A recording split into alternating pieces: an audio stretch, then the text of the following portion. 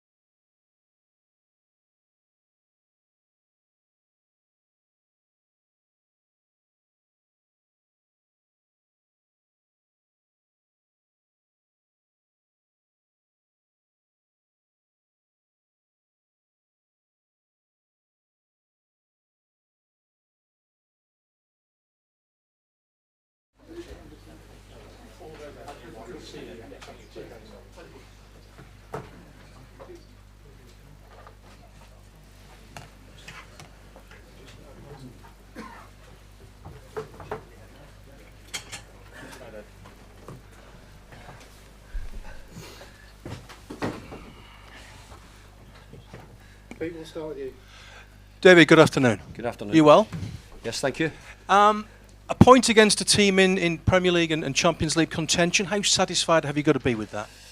Really satisfied. We didn't start well, but we showed a little bit more in the second half, which got us back in the game. But no, it's been a difficult week. Team at the top of the Premier League, team who's second in the league, and I think we've given them both decent games. What have you learnt about your players in those two games? Well, probably I'm beginning to understand them a lot more. I think they've got great resilience, the players here. You know, they stick at it. They're very committed. You know, we were all disappointed and angry with each other at half time because we started slowly, sluggishly, and you know, made mistakes which we didn't think we would do. So we sort of tried to sort that out. Tactically, we just made a slight change in how we were going to try and press Arsenal, because we'd found it a struggle in the first half to get the ball off them at times. But we got a bit better in the second half, and great credit, we were able to get a point out of it. 35 points, job nearly done? Nearly done. I'm saying there. Obviously, mathematically, we're not safe yet, but I'm hoping to take a visit to the stadium this week, which would indicate that I think that we're pretty close. So I want us to keep getting ready now for Premier League football, and I know I've got a bit to do, and I hope I'm not speaking too soon. Are you old school and want to get to 40 points? Oh, I want to get to about 60 or 70 points if I could, to be honest. But at the moment, I think when I came in a few months ago, I think if you'd given me 40 points, I'd have taken you out for a drink. Shemaine? Hi David. Mikel's come in and said he's watched it 15 times and it's not a penalty. What did you make of it? Well, I've watched it 0 times, and I couldn't tell you if it's a penalty or not because I've not seen it back yet. So, but it just showed Illiman's class that he was able to tuck it away, and the general performance was excellent as well. We've missed them, which we have, but we've missed other people as well, and we're just beginning to get players back. And thankfully, we weren't getting them back now when we were needing loads of points and everybody was feeling under pressure. The players who've come in, whoever's played, has done a great job in getting us the points. So, got to think that we've not had Dwight, we've not had Ellie since the Liverpool game here at home. Who else? Dominic and and Broja as well. So they're just beginning to come back into the scene, which helps us a lot. It gave me a chance today to change it, to try and have a look at Tim as well after the game in midweek, and we had a injury to Mikel, so Pat will get a chance to play as well. So we were always thinking about making a couple of changes, but some of them were a bit enforced anyway. I was about to ask about the changes, David. Was that also to do with the amount of work they had to do against Liverpool at Anfield the other night? If you look at it, probably off the ball, we've had 2 games where we've had to be. We're not going to have all the possession, that's for sure, and we're probably having to work really hard off it. I thought Duke's done an amazing job in the work he'd done, especially at the start of the second half, him and Beto, and they needed to, because we hadn't done it particularly well in the first half. But I thought the second half we got about them much better and gave ourselves a chance. And Carlos Alcaraz comes out to the side today. I just wonder what he has to do to earn the new contract in your eyes. We'll see. We'll talk about contracts at another date, not today, but we just thought we had an opportunity to try and change things about, and we thought the best people for the job up at the top end was Dukes and Beto, and I thought Dukes proved that was the right choice. Joe?